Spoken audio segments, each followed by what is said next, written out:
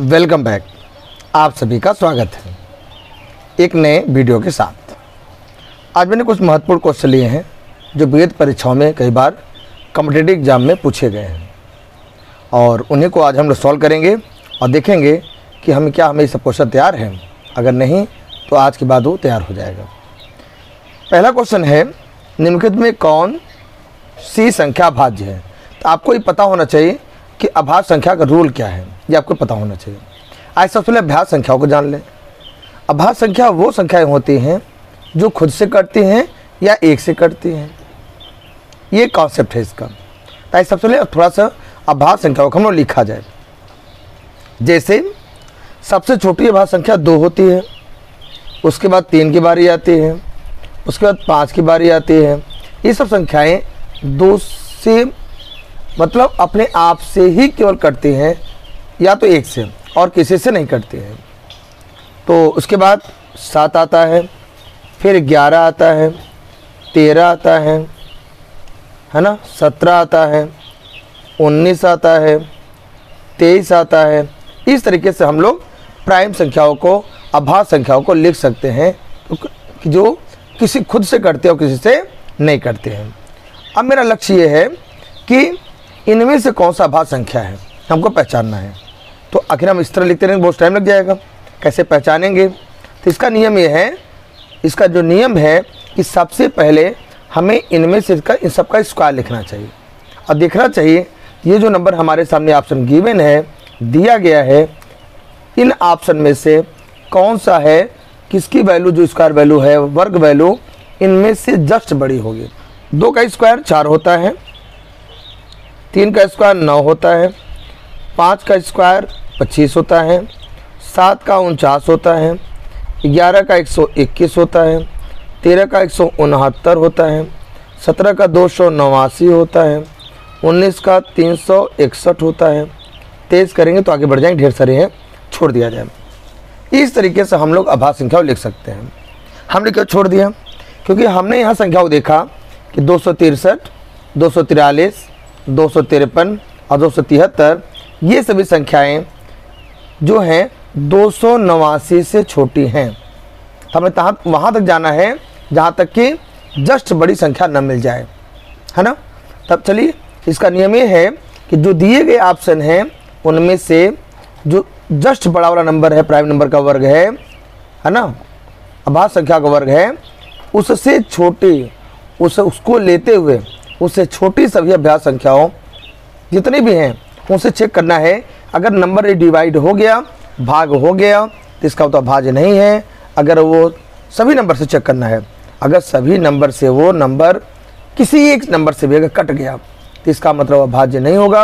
अगर नहीं कटा इसका मतलब वो अभाज्य संख्या है। जैसे आई करके दिखाते हैं। तो ये किसका वर्ग है? 17 का। तो हमें चेक किसका करना है? 17 चेक करना है।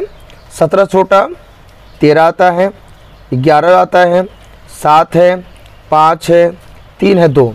इतने प्राइम नंबर हैं जिनसे हमें चेक करना है। अगर कोई नंबर कट रहा है तो इसका मतलब वो प्राइम नहीं है। जैसे चलिए अंतिम शुरू करते हैं। 2 से देखते हैं, क्या 2 से कटता है? नहीं कटेगा। क्या 3 से कटता है? 3 9 27, 3 का 3 बिल्कुल कटता है। अगर ये किसी प्राइम नंबर से कट गया इतने में से, इसका मतलब प्राइम नहीं होगा। तो ये ऑप्शन गलत है, नहीं होगा। इधर आ जाइए, इसके बारे में विचार करिए। क्या 2 से कटता है? 2 से तो नहीं कटता। 3 से कटने के संख्याओं का योग कर लीजिए। 2 और 5 7, 3 10 नहीं कटता। 5 से नहीं कटता। 7 से देखा जाए, 7 त्रिक 21, 7 त्रिक 21 और 7 से नहीं कटता। 11 से, 11 दूना 22, 11 33 कट गया, 11 से कट गया। इसका मतलब ये हमारा ऑप्शन गलत है। इस पर विचार किया जाए। ये देखिए 2 4 6 और 3 9, मतलब ये 3 से कटता है। 3 बट 24, 3 कम 3, अगर कट गया इसका मतलब ऑप्शन गलत है।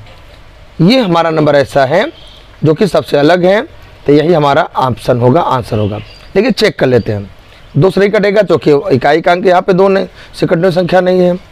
3 से नहीं कटेगा क्योंकि अंकों का योग 3 से नहीं कट रहा है। 2 और 6 8, देखिए 6 2 8 3 11 नहीं कटेगा।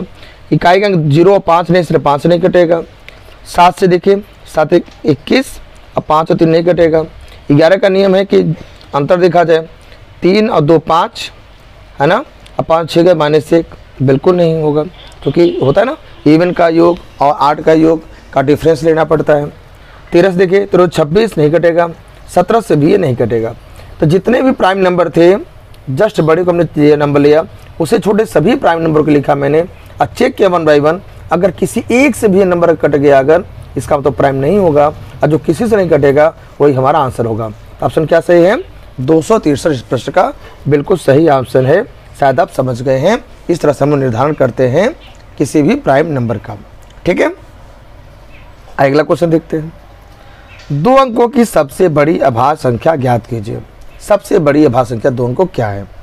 जैसे ये देखा जाए, ये कट जाएगा, 3 त्रिका 9, 3 एकम 3 कट गया, ये तो नहीं होगा। इस पर विचार किया जाए, 8 9 ये प्राइम नंबर है, ये प्राइम नंबर है, ये किसी से नहीं कटता है। ये काटिए 17 51, सॉरी किससे कटेगा? 13 9 कितना कटेगा? 63 91, 13 7 91, मतलब 13 से कट गया, या 7 से भी 13 बार कट जाएगा, इसलिए ये कट गया, इसलिए प्राइम नंबर नहीं है। ये भी प्राइम नंबर नहीं है, ये भी किसी से कटता नहीं है। तो हमें सबसे बड़ा लेना है। इन चारों ऑप्शन में ये भी प्राइम है, ये भी प्राइम है, ये भी अभाज्य, ये भी अभाज्य है। तो बड़े के रिस्पेक्ट देखेंगे तो हमारा ऑप्शन नंबर डी सही होगा। ये वाला भी उसको हमें स्किप करना पड़ेगा, छोड़ना पड़ेगा, है ना। कुछ और क्वेश्चन लेते हैं, आपको समझाने प्रयास करते हैं कि आप जो पिछले परीक्षाओं में पूछा गया है कॉम्पिटिटिव एग्जाम में, क्या आप उस तरह के क्वेश्चन के लिए तैयार हैं? क्या आप इस तरह की आपकी तैयारी मजबूत हैं? आप भी चेक करिए, मैं भी को समझाने प्रयास करता हूँ। हाँ, आपसे रिक्वेस्ट है, अगर आप वीडियो पहली बार आए चैनल पे तो आप सब्सक्राइब करें, लाइक करें और लोगों तक इसको शेयर भी करें। नए क्वेश्चन में सबसे छोटी अभाज्य संख्या और किसी भी पूर्ण संख्या शून्य को छोड़कर का गुणनफल क्या होता है, ये हमें बताना है कि उनका गुणा कर देंगे तो क्या आंसर आएगा 0 को छोड़ करके। तो पहले सबसे पहले आपको पूर्ण संख्या पता होनी चाहिए। पूर्ण संख्या क्या है? पूर्ण संख्या मतलब है 0 1 2 3, ये हमारी पूर्ण संख्या है। तो सबसे छोटी अभाज्य संख्या क्या होता है? अभी मैंने पहले आपको बताया, सबसे छोटी अभाज्य संख्या हमारा 2 होता है। तो 2 0 को छोड़ नहीं लेना है, 2 का 1 में करेंगे तो 2 आएगा, 2 का 2 में करेंगे तो क्या करना है? गुणा करना है। देखिए 4 आएगा, और 2 का गुणा किस में करेंगे? 3 में करेंगे तो 6 आएगा। अगला 4 होगा पूर्ण संख्या, 2 का 4 में करेंगे तो 8 आएगा। ये सभी नंबर जितने भी यहाँ बन रहे हैं सब के सब क्या होंगे? 2 से कटते हैं, और 2 से कटता है उसे सम संख्या कहते हैं। क्या आप समझ पाए? इसी तरह के जो भी नंबर बनेंगे सभी के सभी क्या होंगे? एक सम संख्या होंगे। इसलिए ऑप्शन देखिए, हमेशा शून्य होगा? बिल्कुल नहीं, आंसर निकलेगा। हमेशा 1 आएगा? 1 तो आएगा ही नहीं। हमेशा सम संख्या होगा? बिल्कुल सही है। जो भी नंबर आ रहे हैं 2 4 6 8 10 आएंगे, सब के सब क्या होंगे? सम संख्या होंगे। इससे ऑप्शन नंबर सी करेक्ट है। अब विषम कोई संभावना ही नहीं है ना। शायद आप समझ गए। अब अगला क्वेश्चन, 1 से 100 तक की गिनती में, है ना, अंक 5 कितनी बार आता है, ये हमें बताना है। कितनी बार 5 आता है काउंट करना है। आइए काउंट करते हैं। पहली बार तो 1 से 10 के बीच में 5 एक बार आता है, 1 से 10 के बीच में 5 आता है। फिर अगली बार 11 से लेकर 20 में फिर एक बार आता है। इस तरह गिन सकते हैं, इस तरह गिन सकते हैं। और भी तरह के गिनने बताएंगे भी आपको हम। ऐसे ऐसे सभी लाइन में देखिए, सभी लाइन में। तो चलिए हम यहाँ ऐसे समझाने प्रयास करेंगे। मतलब क्या हुआ, एक पहली लाइन से लेकर के 91 से लेकर के 100 के बीच में कुछ 10 लाइन है, और सब में एक बार आएगा। तो हम क्या लिखेंगे इसको? एक बार 10 लाइन है, 10 लाइनें होती हैं, 1 से 10, 10 11 से 20, इस तरह से हम लिखते हैं 10 लाइन। सब में एक बार आएगा 5 वाला ना, 5वें नंबर पे 5 15 25 वाला, बोला कि 10 हो जाएगा। अच्छा अगला, अब अगली बात क्या करेंगे? हाँ, अगली बात ये करेंगे, जो 41 से 50 वाला है उसमें एक और आ जाएगा, चूँकि 50 में एक होता है नहीं होता है, ठीक है। फिर उसके बाद हम आगे बढ़ेंगे तो 51, ध्यान दिया जाए, 51 से लेकर के जो हमारा 59 तक है, इसमें भी 5 आता है ना, इसमें सब में 5 आता है। तब 55 वाले में बात करेंगे, यहाँ 55 बीच में आएगा। एक बार हम लोग इसमें गिन चुके हैं, तो एक बार यहाँ ये बचा है, और सभी लाइन में एक एक बार है। 51 सोशल डिवीजन कितना हो जाएगा, 9 बार हो जाएगा, बिल्कुल 9 बार हो जाएगा। और यही हमने गिना है, 55 में 2 बार आएगा, एक बार हम लोग गिन चुके हैं, कितना 9 बार हो जाएगा, तो 9 बार ये हो जाएगा, है ना। कितना लिखा हम लोगों ने, 9 बार लिख लिया। गुल जोड़ी कितना हुआ, 10, 11 और 9 20 बार होगा इसमें। ऑप्शन नंबर सी करेक्ट होगा। नया क्वेश्चन, इनमें से कौन एक विषम भाज्य संख्या है, हमें बताना है जो विषम भाज्य संख्या हो। देखिए ये तो हमारा विषम संख्या है, लेकिन ये अभाज्य संख्या है ना। तेरा क्या होता है, अभाज्य, इसे छोड़ देंगे चूंकि हमें भाज्य लेना है। 17 विषम है, लेकिन यह क्या है, एक अभाज्य संख्या भी है, इसलिए हम भाज्य नहीं होगा ये, है ना। अगला देखिए यहाँ पे, ये क्या हमारा है यहाँ पे 15, है ना। 15 क्या यहाँ पे है, एक अभाज्य संख्या है, क्या है ये, अभाज्य संख्या है। और साथ ही साथ ये 3 से कटता भी है, साथ साथ 5 से भी कटता है, तो ये भाज्य संख्या है, ये कटे नंबर है और साथ में विषम संख्या है। तो ऑप्शन नंबर सी क्या हो जाएगा, करेक्ट हो जाएगा। 12 पे विचार करें, 12 तो विषम है ही नहीं, ये तो सम संख्या है, और जब सम संख्या तो हमें विषम लेना है, इससे ये भी गलत हो जाएगा। तो हमारा ऑप्शन नंबर सी यहाँ पे करेक्ट हो जाएगा। एक क्वेश्चन आपके लिए होमवर्क भी है, 1 से 100 के बीच में कुल कितनी अभाज्य संख्याएं हैं, आपको काउंट करके कमेंट सेक्शन में मैसेज करना है। आपकी कमेंट का मुझे बेसब्री से इंतजार रहेगा, आप मैसेज करिए।